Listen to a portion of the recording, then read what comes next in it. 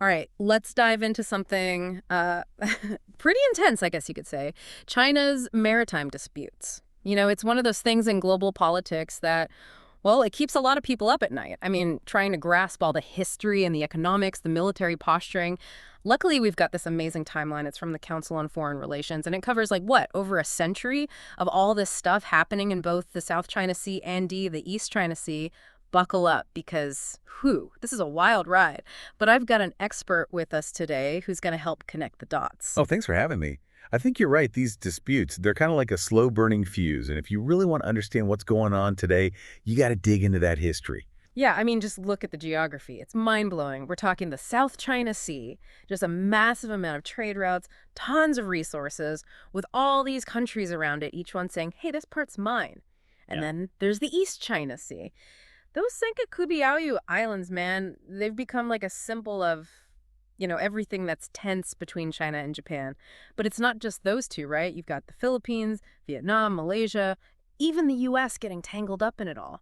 You're absolutely right. Lots of players, lots of overlapping claims, and a whole lot of history. That's, well, let's just say it doesn't make things any easier. Like you said, it's a crowded neighborhood. And our timeline, it actually takes us all the way back to 1895. 1895, Right. wow. The end of the Sino-Japanese War. And you'd think the Treaty of Shimonoseki would have cleared everything up. Mm. But nope, it actually made things worse, especially when it came to those Senkaku Islands. Oh, how so? The treaty was super vague about who actually owned them. So naturally, both China and Japan said, hey, they were ours first. And bam, you've got the beginning of decades of disputes. A vague treaty. That seems, well, maybe not the best way to avoid future problems. Exactly. It's like building a house on, I don't know, a swamp or something. It's not going to end well. So not a stable foundation. And then, of course, World War II comes along and throws everything into even more chaos. Japan's occupying islands in the South China Sea. The U.S. takes control of the Senkakus Diaoyus. Controls changing hands left and right. Yeah, makes sense that it would get messy. So then we're in 1947, and China just throws down this 9-dash line on a map. Basically, they're claiming most of the South China Sea, including islands and waters that other countries say are theirs. I mean, was this a power move? Were they saying this is how it's going to be? The 9-dash line, it's complicated. China really believes it just shows their historical rights. But the problem is it cuts right through some other countries' exclusive economic zones. Wait, back up a sec. Exclusive economic zones. For the rest of us who don't speak, ocean law, what exactly does that mean? Right, good point. Basically, an EEZ gives a country special rights over what happens in the water 200 nautical miles from their coast. They control the resources and stuff. So when you've got this 9-dash line cutting through those zones, well, you can imagine the conflicts. Yeah, that's a recipe for trouble. So you've got this historical baggage, and then you throw in modern laws, and they just clash. Exactly. And, the 9-dash line doesn't really fit in with the UN Convention on the Law of the Sea, UNCLOS either. That's the big rule book for all things ocean-related today. Ah, okay, so China's playing by a different set of rules, it seems like. Well, they believe their historical claims are just as valid. It's a tricky situation. And it's all happening against the backdrop of the Cold War. That can't have helped, right? No, definitely not. The Cold War made everything so much worse. You had all these alliances and rivalries, which just poured gasoline on the fire. Like, take the Sino-Vietnamese War in 1979. It just solidified this deep distrust between those two. They both ended up occupying parts of the Spratly Islands afterwards. So more claims, more tension. Then, in 1982, you've got unclos trying to bring some order to this chaos. But there are parts of unclos that are a little unclear, especially when it comes to, how to handle these old historical claims. And that, unfortunately, leaves the door open for things to keep going the way they were. More disputes. Yeah, it feels like every attempt to fix things just makes them more complicated. And then, on top of all this, we had the discovery of oil and gas in the South China Sea. Oh, yeah, back in the 1970s. Suddenly, these territorial squabbles are about something way more valuable, like a potential resource war. That's right. And at the same time, China's economy is booming, growing like crazy. So they need that oil and gas even more. Exactly. They need more and more energy to keep that growth going. So controlling those resources in the South China Sea becomes even more important to them. Okay, so we've got this Cold War tension simmering, the lure of oil and gas. It seems like everyone's heading for a collision, but was there any attempt to, cooperate at all during this time? Actually, yeah, there were a few moments where things looked like they might go in a better direction. Like in 2008, China and Japan signed this agreement to jointly develop resources in the East China Sea. Wow, that sounds promising. Right. You'd think shared economic interests would bring them together, but I have a bad feeling about this. it didn't really work out. Despite all the shared interests, there was just too much distrust between them. From all those years of arguing over the island. Exactly. And all those old historical grievances, they just kept getting in the way. Made it impossible to really cooperate, even when it made sense economically. So even when they had common ground, the past just kept pulling them apart. It's a recurring theme, unfortunately. So it's clear things were already pretty tense, but then things really start heating up in the late 80s and into the 90s, right? You're exactly right. It's at that point that China really starts to, well, flex its muscles a bit more openly, let's say. Okay, give me some examples. Well, in 1988, there's the Johnson-South Reef clash. Mm. China actually sinks Vietnamese ships. Whoa. That's a major escalation. It really sent shockwaves through the whole region. Then in 1996, we've got the Mischief Reef incident with the Philippines. China ends up occupying a reef that the Philippines claimed as their own. It seems like China's not messing around anymore. They're willing to use force, or at least the threat of it, to get what they want. It was definitely a wake-up call for the region, Mm-hmm. especially for the Philippines. They realized that, hey, maybe just talking about cooperation wasn't going to cut it. Yeah, no kidding. Actions speak louder than words, right? Exactly. They started looking for stronger security guarantees. They turned to the U.S., because of that long-standing mutual defense treaty they have. Makes sense. They needed a counterweight to China's growing power. It was becoming clear that this was turning into a power struggle, and the U.S. might end up getting pulled in. Okay, so the stage is set. We've got a real rivalry brewing. What happens next? Hashtag TTS, the Deep Dive episode 2024-1126, part 2 of 3. So yeah, China's making some pretty bold moves in the South China Sea, and everyone's starting to get a little nervous. Yeah, it was like the late 90s, and China was definitely sending a message, like, we're here and we're serious. Did that change how other countries acted? I mean, did anyone change their strategy because of that? Oh, absolutely. I mean, the whole global situation was changing too, right? The Cold War was over, and China was, well, they were becoming a global superpower fast. So they had more power to throw around, and they weren't afraid to use it. Exactly. That economic growth, it gave them the resources to be more assertive. And that's exactly what they did in the South China Sea. What about the U.S. during all this? Weren't they trying to, build a better relationship with China? Yeah, that was the idea. In the late 90s and early 2000s, the U.S. was all about engagement with China. So, working together more. Right. They hoped that by, bringing China into the global system, things would be more stable. There were even agreements, like the 1998 Military Maritime Consultative Agreement. It was supposed to prevent misunderstandings and reduce the risk of, things getting out of hand at sea. Sounds like a good idea. But at the same time, the U.S. kept doing those freedom of navigation operations in the South China Sea. You mean sailing warships near those islands that China was building? Exactly. They wanted to challenge those Chinese claims and show that those waters were international, not just China's backyard. It seems a little contradictory, right? Trying to be friends with China, but also challenging them like that? Did it work? It's a tough question. It's hard to say for sure.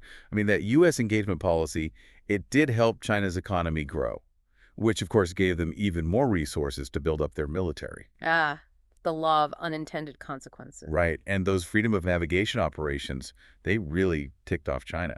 Right. China saw it as like a direct challenge to their sovereignty. So yeah, a lot of tension there. Always a risk of things boiling over. Yeah, always. So it's this constant back and forth with the potential for things to go really wrong. And then you have new leaders coming onto the scene, adding even more complexity. In the Philippines, you've got President Duterte taking office in 2016.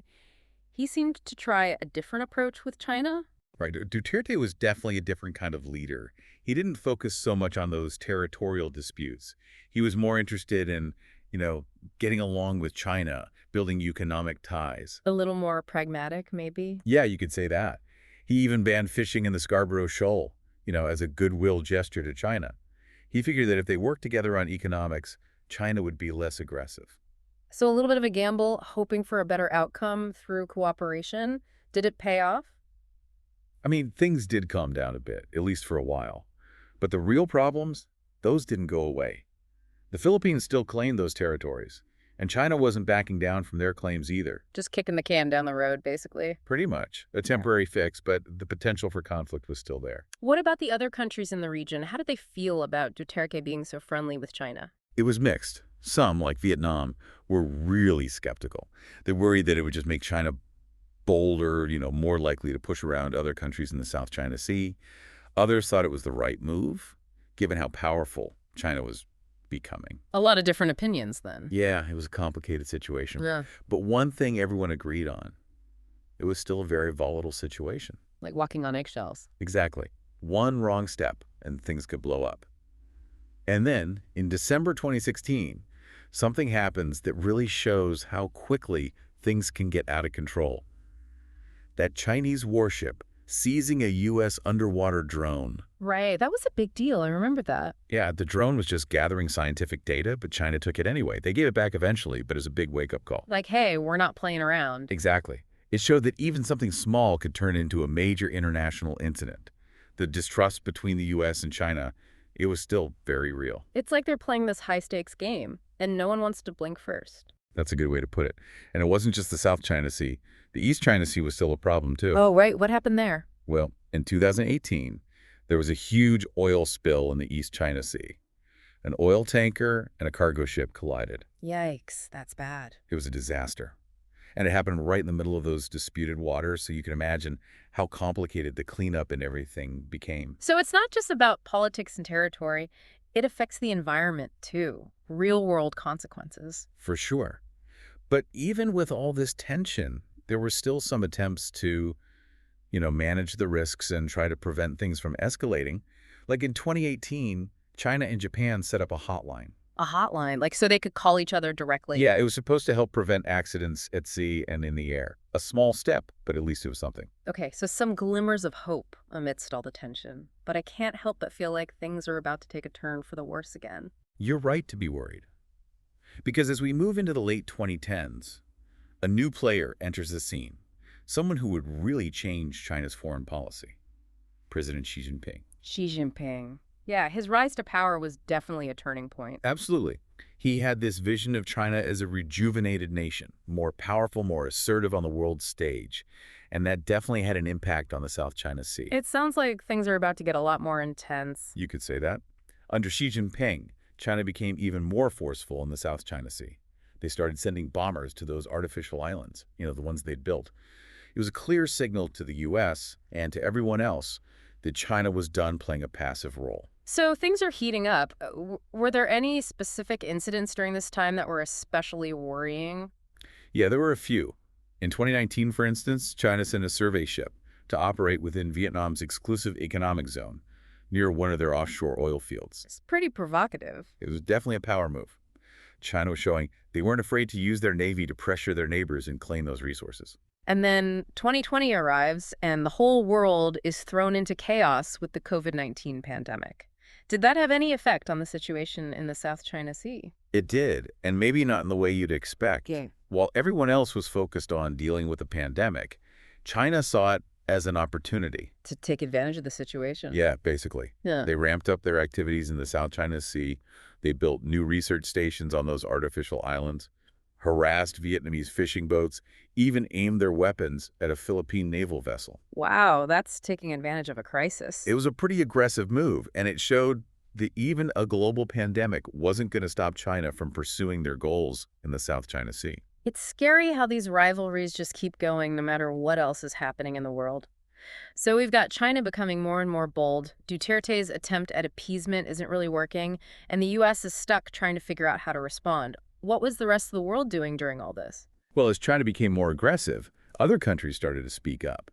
Even countries that hadn't been that involved before, like France, Germany, the UK, they started expressing concerns about what China was doing. So it wasn't just a regional issue anymore. Right, it was becoming a global problem. They all supported that 2016 ruling that basically said China's 9-line claim was bogus. It was a sign that more and more countries were seeing China's actions as a threat to, the way things were supposed to work in the world. And what about the U.S.? Did they change their strategy at all? Oh, yeah.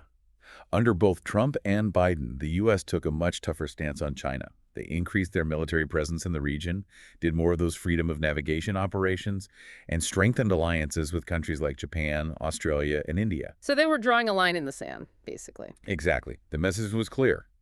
The U.S. wasn't going to let China just take over the South China Sea. So everyone's taking sides, the tension is building, and it feels like we're on the edge of a major confrontation.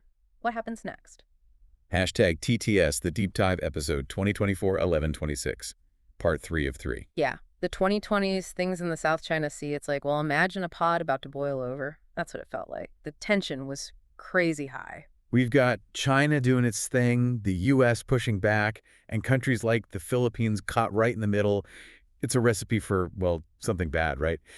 What were some of those key moments that really got us to this point? Well, 2021, there's this big standoff at Whitsun Reef. That's inside the Philippines EEZ, by the way. Hundreds of Chinese ships, most of them probably part of their maritime militia, they just swarmed the reef. Hold on, maritime militia, what's that? Oh, it's basically like, well, they're fishing boats, but not really. Like a disguise. Yeah, it's China's way of flexing their muscles without actually sending in the Navy. They use these fishing boats to, intimidate other countries and control those waters. So it's not just about sending in warships. It's this sneaky way of pushing boundaries and seeing what they can get away with. Exactly. And for countries like the Philippines, it's a nightmare. They're stuck between a rock and a hard place. They can't afford to make China angry. Right. Right. They need China economically, but they also need to protect their own territory. It's a tough balancing act. David versus Goliath, but in real life. Did anyone manage to stand up to China during all this? Actually, yeah. End of 2022, something really interesting happens. Indonesia and Vietnam, they finally figured out the borders of their EEZs in the South China Sea. So they worked it out between themselves. Yeah, after years of talking, they came to an agreement. And you know what? It directly challenged China's 9-dash line because it overlapped with both their EEZs. So a direct hit to China's claims. How did they take it? Not well. In August 2023, China releases a new map, and guess what? They added another dash. A 10-dash line? Yep. It pushed their claim even further into everyone else's territory.